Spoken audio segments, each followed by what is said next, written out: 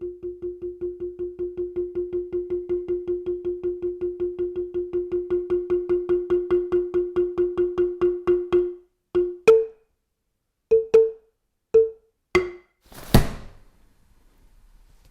vous demandez peut-être pourquoi je tiens ce parapluie ouvert au-dessus de ma tête, alors que nous sommes à l'intérieur, qu'il ne pleut peut-être pas, et que cela porte peut-être malheur. Vous vous le demandez? Eh bien moi aussi, je me le demande. Mais je ne me réponds pas. Je me fais la gueule.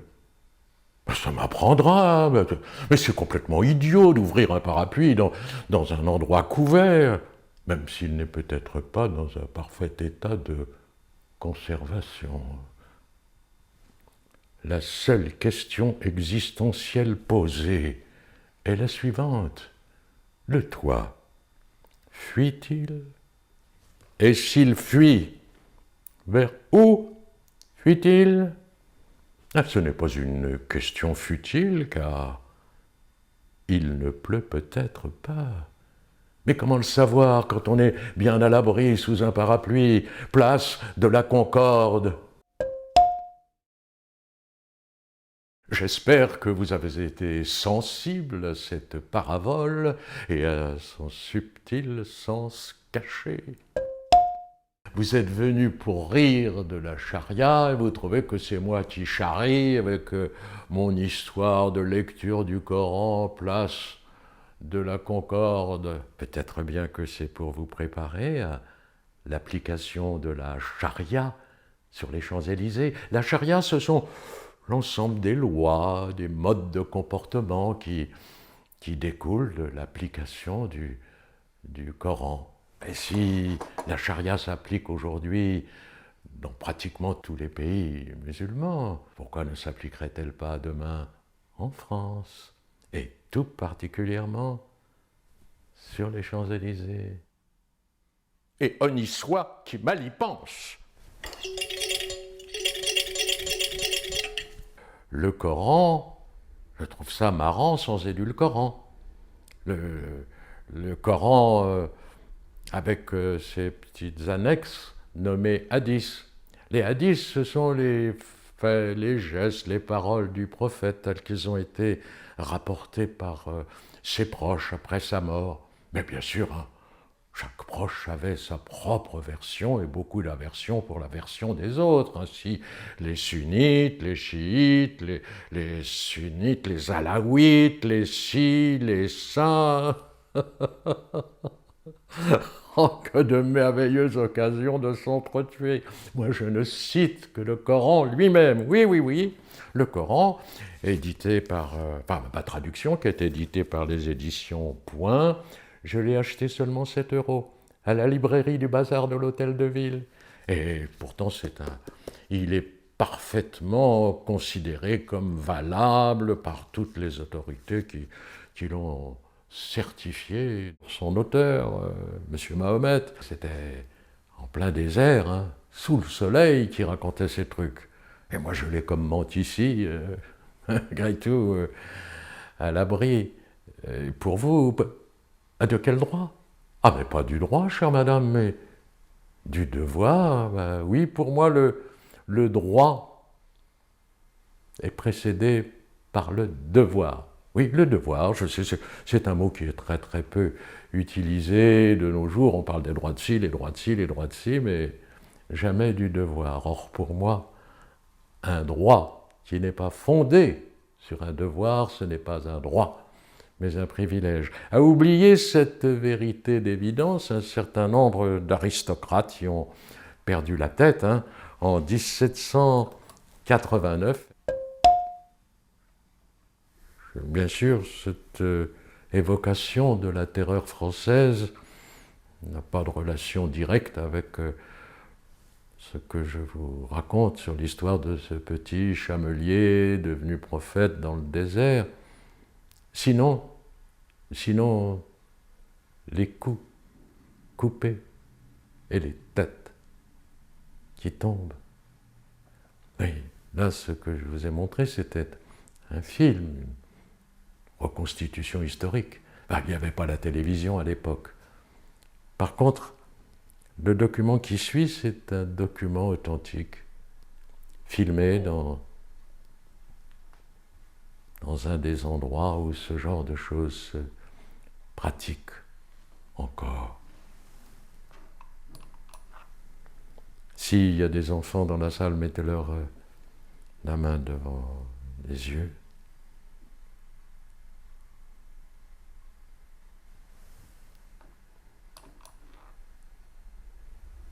Encore au mois de février 2013, en Arabie Saoudite. Un pays ami, non?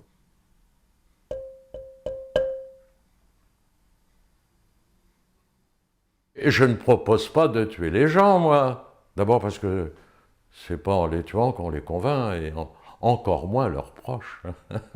Là, tiens, tuer un taliban, vous en fabriquez 5. Vous allez voir ce qui se passe en Afghanistan. Non, puis en plus, moi, je ne suis pas islamophobe, au contraire. Je suis islamophile, en proposant de ne pas lire au pied de la lettre tous les ordres du prophète dans le Coran. Tenez, par exemple, dans la sourate 47, le verset 4, tuer tous les infidèles jusqu'à en faire un grand carnage. Ah non, c'est pas exactement le texte. Oh, vous voulez le texte exact? Eh bien, le voilà.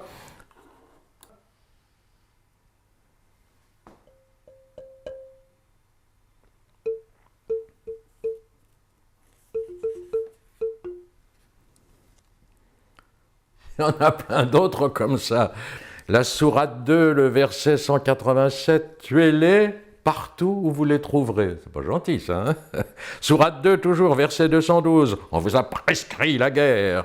Sourate 3, verset 125, afin de détruire les infidèles. Verset 145, vous avez anéanti vos ennemis. Verset 147, le prophète vous rappelait au combat pour que le butin ne vous échappe pas. Sourate 4, verset 82, saisissez-les, mettez-les à mort partout où vous les trouverez. Verset 93, saisissez-les et mettez-les à mort. Enfin, il y en a plein d'autres comme ça, des dizaines et des dizaines. Oui, dans le Coran, le terme feu de l'enfer pour les mécréants est employé 150 fois. Oui, 150 fois. Le terme mécréant, 155 fois. Mais le terme le plus employé, c'est celui de châtiment, qui intervient à 354 reprises. Pas une seule fois, on trouve le mot amour, ni le verbe aimer. Et 65 fois, on voit l'expression tuer les infidèles. Ah, les infidèles? Oh, ben, du temps du prophète, c'était tous ceux qui ne le suivaient pas. Mais ben, c'était au 8e siècle, dans le désert, et c'était la guerre. Alors, vouloir aujourd'hui appliquer la charia comme elle était appliquée par le prophète Mahomet à cette époque, mais c'est complètement absurde, c'est complètement idiot, ça n'a pas de sens aujourd'hui. Vouloir tuer tous les infidèles jusqu'à en faire un grand carnage, c'est absurde. Il faut prendre ça comme une métaphore. C'est pour de rire.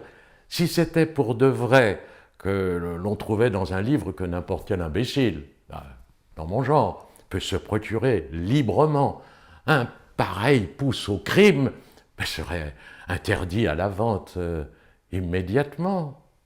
Pourquoi? En raison de la loi du 29 juillet 1881. Oui, c'est une loi qui est toujours en vigueur et qui précise qu'il est interdit de diffuser, de publier, d'éditer des textes incitant au meurtre. Alors, au grand carnage.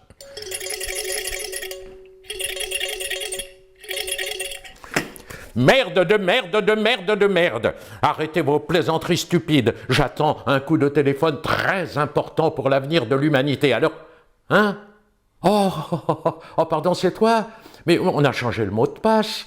Mais ton secrétariat ne m'a pas prévenu. C'est l'ange Gabriel qui me téléphone. Vous savez, l'ange qui faisait la liaison entre Allah et le prophète Mahomet. On est en relation téléphonique sidérale de temps en temps. Allô, oui, Gabi, oui. Oui, mais bien sûr, Gabi, mais d'accord, je vais le dire. Mais oui, l'islam aujourd'hui est une religion de paix. D'accord, Gabriel. Non, surtout ne descends pas. Je t'assure, ne descends pas sur terre. C'est pas la place des anges sur terre, tu sais. Les gens vont avoir peur. Mais c'est moi qui vais le dire. L'islam est une religion de paix, je t'assure que je vais le dire. Ne t'inquiète pas, je te le jure, croix de bois. Non. Tapis de bois, tapis de fer, si je mange, je vais en enfer. D'accord, Gabriel, ok. Eh bien, comme je l'ai dit à l'ange Gabriel à l'instant, je vous le répète, l'islam, aujourd'hui, est une religion de paix. Même les victimes de Mohamed Merah sont d'accord là-dessus. Non, c'est donc une religion de paix, tout le monde est d'accord pour le dire, ça se dit partout dans les médias, etc. Donc ça doit être vrai. Hein. Mais moi, je le dis bien volontiers, car je pense qu'effectivement, ça doit être vrai. Oh, non, là, quelle horreur. Non, mais c'est une erreur, je suis navré, c'est une erreur. Mais c'est une histoire ancienne, mais il y a plus de 10 ans que ça s'est passé maintenant. C'est fini tout ça, on n'en parle plus. Non, je suis absolument désolé. Allô, oui, mais Gabi, mais je t'assure, c'est une erreur de manipulation. Je ne sais pas qui a envoyé ces images idiotes. Non, mais non, je t'assure, non. L'islam est aujourd'hui une religion de paix. Oui, je le dis à tout le monde et tout le monde le dit. D'accord. Ben, voilà, je suis désolé. Je vous parle du Coran qui, du Coran que, du Coran quoi, mais je vous ai rien dit de son auteur. Ah oui, le prophète Mahomet, mais qui c'était ça, Mahomet? Alors, j'ai une petite fiche intéressante là qui raconte l'histoire de ce gars-là. Mahomet est un pauvre petit gars, né vers l'an 570, dans une petite oasis de la péninsule arabique, qui n'est aujourd'hui qu'un vaste désert.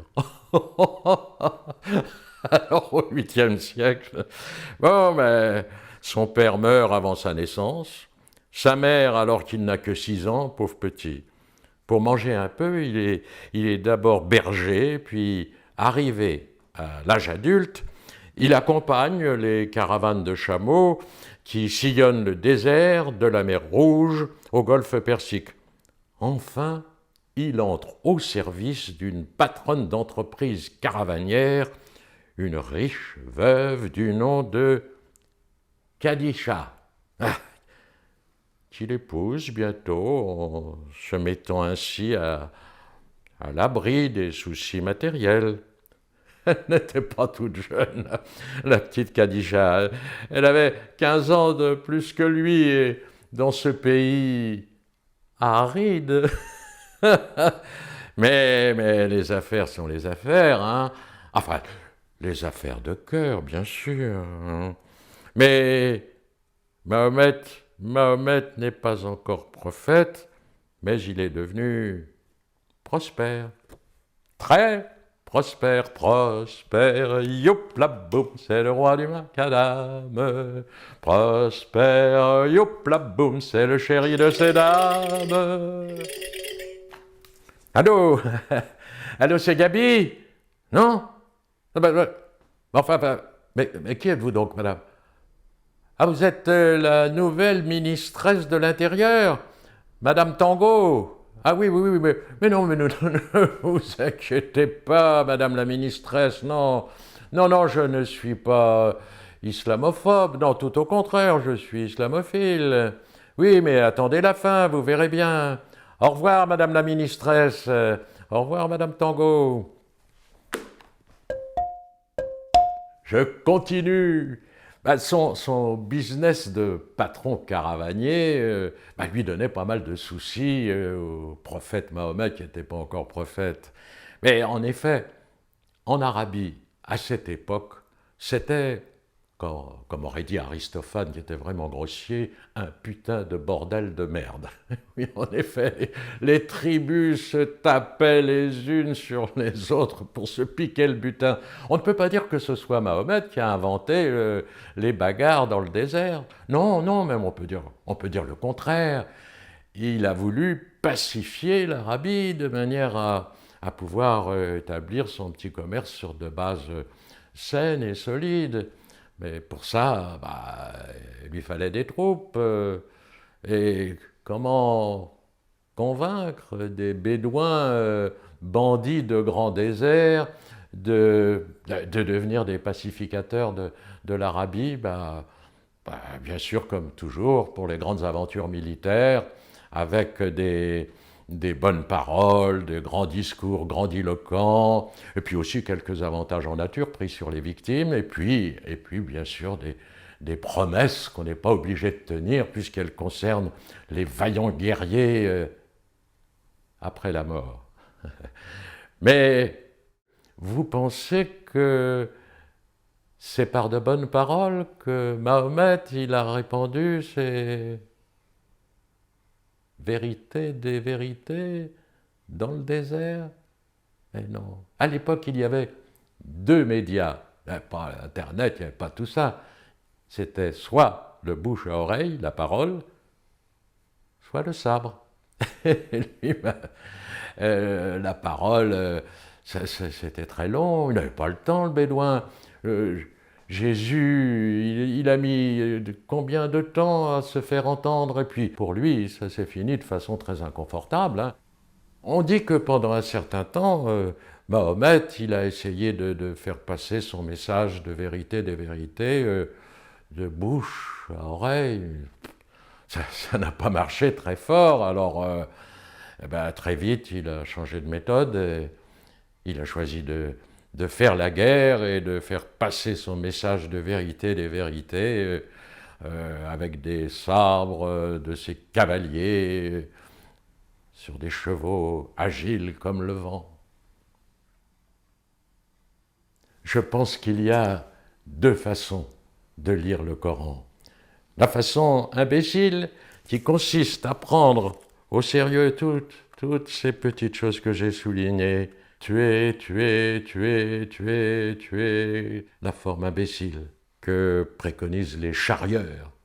Et puis, il y a une façon intelligente de lire le Coran, comme une incitation au combat à l'intérieur de la conscience de l'homme.